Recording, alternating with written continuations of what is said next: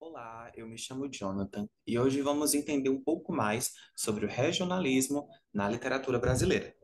Esse material faz parte da disciplina de jornalismo cultural do curso de jornalismo da Universidade Federal do Ceará, ministrado pela professora Nayana Rodrigues. Primeiramente, nós pensamos no regional como o que está ligado ao recorte geográfico, populacional e cultural. O regional seria então o modo de ser e de viver de uma determinada região.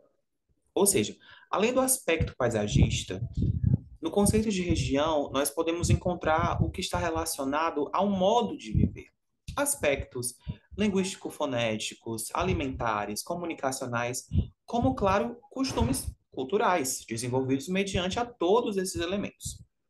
Bem, agora que estamos na mesma página, podemos entender o que de fato foi e é o regionalismo. Adianto que a obra regionalista vai documentar esses elementos que eu citei para construir de forma literária a identidade dessas pessoas que são observadas nas regiões. E referenciando Antônio Cândido, um grande estudioso da temática, em sua obra Formação da Literatura Brasileira, o regionalismo nasce no interior do romantismo, muito influenciado pelo sentimento de independência, que passou a tomar a literatura como instrumento de construção da identidade nacional.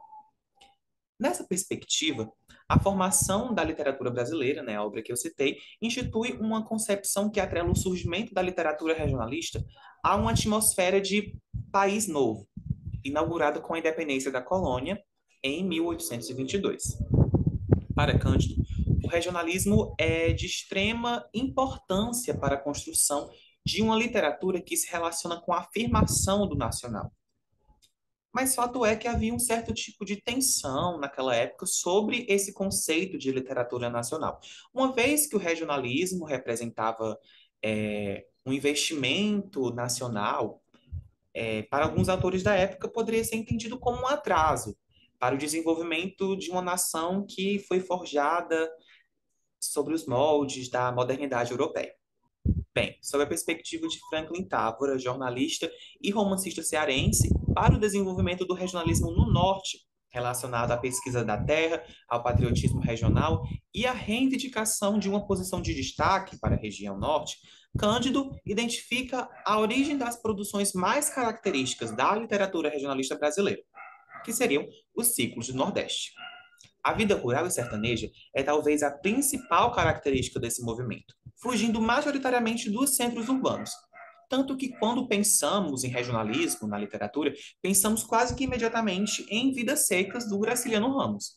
Mas muitos estudos apontam o livro O Ermitão de Muquem, de Bernardo Guimarães, como a obra inicial desse movimento literário. Falando um pouquinho mais sobre, o aspecto estilístico da obra de Bernardo Guimarães pode ser compreendido pela narrativa minuciosa, em pequenos detalhes que dão o tom de intensidade dos costumes e da vida social, também como as formas da natureza. O culto à natureza é um dos artifícios mais envolventes, eu diria, desse período literário.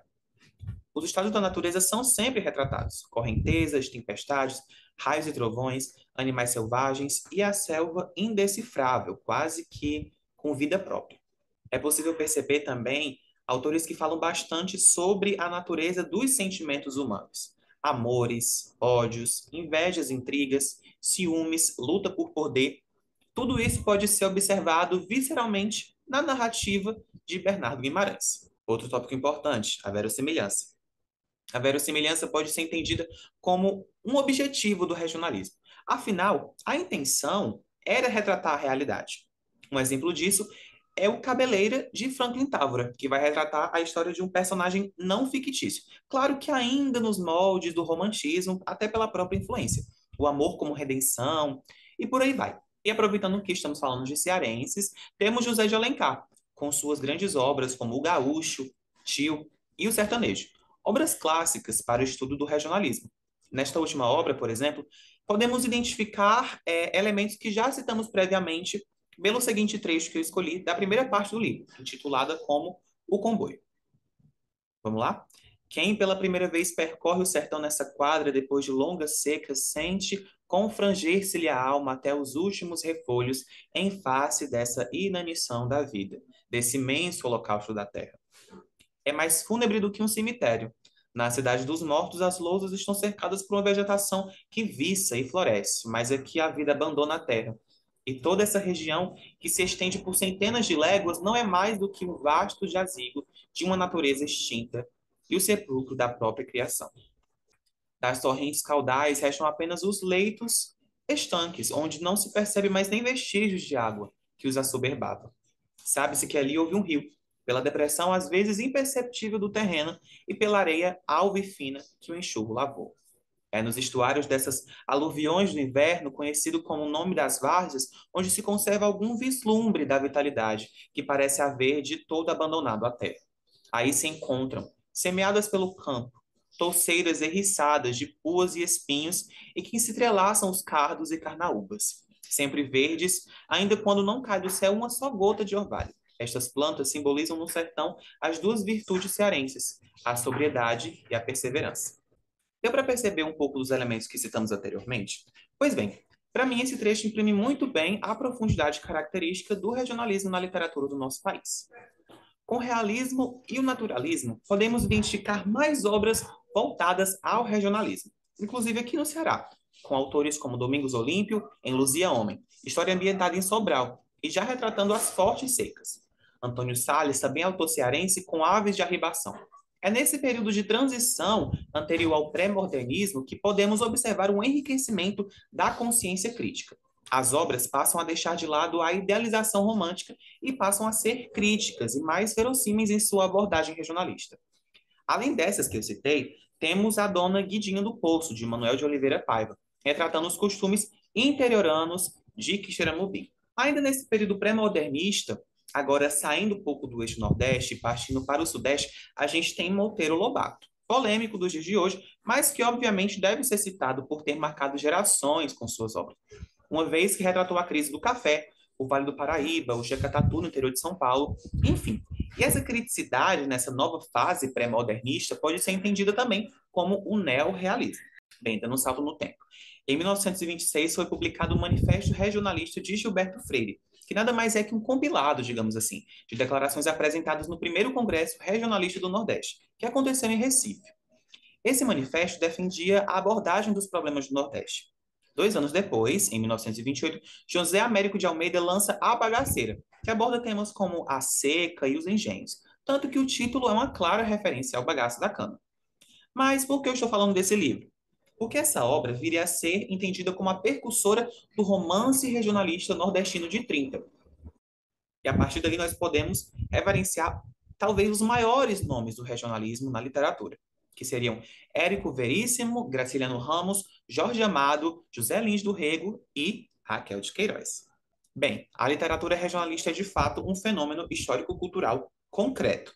Mas existe uma problematização pertinente que eu achei nas minhas pesquisas, que é a homogeneização de obras e autores com valores e qualidades estético-literárias muito distintas, a qual leva à seguinte questão. Acompanhe o meu pensamento. Toda obra literária produzida fora do Rio de Janeiro no século XIX ou do eixo Rio e São Paulo no século XX e tendo como objetivo narrativo o mundo rural deve ser classificado como regionalista? Bem, essa questão deve ser revista, o que já vem sendo feito por alguns críticos, uma vez que existe até uma dificuldade para se considerar o que é literatura regionalista ou o que não é. Essa entrave ainda continua sendo pertinente. Falando de atualidade, podemos citar alguns autores que seguem essa corrente do regionalismo, como Ronaldo Correia Brito, cearense do Crato, autor de Faca, uma obra que revigora histórias de amor e de morte, de vingança e de paixão, de solidão e de ciúme, de coragens, traições. Em suas narrativas, o cearense explora os valores de uma cultura onde as relações entre pessoas são determinadas por regras secas e duras, quase que literalmente. Enfim, o que podemos concluir sobre o regionalismo? De fato, é um movimento literário que busca honrar as tradições que dão vida à identidade nacional. Por ter nascido no século XIX e ter acompanhado grandes mudanças sociais, ideológicas e políticas do país, o regionalismo expressa o paralelo existente entre a natureza geográfica das regiões e as vivências humanas, que estavam intrinsecamente ligadas aos entraves sazonais. Fazendo alguns paralelos, a seca, a saudade, a escassez, a traição, o encontro, a partida, a estiagem, a ira, o medo. Recursos de autores que construíram uma identidade nacional repleta de brasilidade genuína, mesmo que marcada por entraves sociais reforçados por aspectos climáticos e geográficos. Para finalizar esse conteúdo, eu queria lhes trazer um trecho de O 15, de Raquel de Queiroz. Para finalizar esse conteúdo, eu queria lhes trazer um trecho de O 15, de Raquel de Queiroz, que eu acho que foi a primeira obra regionalista que eu li, sem mesmo entender muito sobre literatura. Agora, o Chico Bento, como único recurso, só restava arribar. Sem legumes, sem serviço, sem meios de nenhuma espécie, não havia de ficar morrendo de fome enquanto a seca durasse. Depois o mundo é grande, e no Amazonas há borracha. Alta noite, na camarinha fechada, que uma lamparina moribunda alumiava mal, combinou com a mulher o plano de partida. Ela ouvia chorando, enxugando na varanda encarnada da rede os olhos cegos de lágrimas. Chico Bento, na confiança de seu sonho, procurou animá-la, contando-lhe os 1000 casos de retirantes enriquecidos do norte. A voz lenta e cansada vibrava. Erguia-se, parecia outra, abarcando projeções e ambições. E a imaginação esperançosa aplanava as estradas difíceis. Esquecia saudades, fome e angústias, penetrava na sombra verde do Amazonas, vencia a natureza bruta, dominava as feras e as visagens, fazia dele rico e vendedor. Bem, ao longo desse material, eu trouxe alguns dos autores honrosos desse movimento literário, assim como elementos e contextos históricos pertinentes para que a gente entenda conjuntamente o que foi o regionalismo. Esse material faz parte da disciplina de jornalismo cultural do curso de jornalismo da Universidade Federal do Ceará, ministrada pela professora Nayana Rodrigues. Se você assistiu até aqui, eu agradeço pela sua companhia e espero que eu tenha ajudado no seu aprendizado. Até logo. Isso é porque eu amo profundamente o Brasil, eu tenho a maior esperança. Eu vivo procurando os sinais de um progresso, como eu imagino. Quando eu vejo esses meninos hoje, meus netos são tão sabidos, falam inglês correntemente, fazem isso, fazem coisa que a gente não fazia, eu acho que a mocidade melhorou muito. Eu tenho muita confiança no Brasil. Acho que o Brasil vai longe. Demora ainda, talvez, mas vai longe. É um povo inteligente. Não sei, eu sou de suspeita porque a gente é brasileiro, né? Mas eu gosto do brasileiro, eu gosto de brasileiro.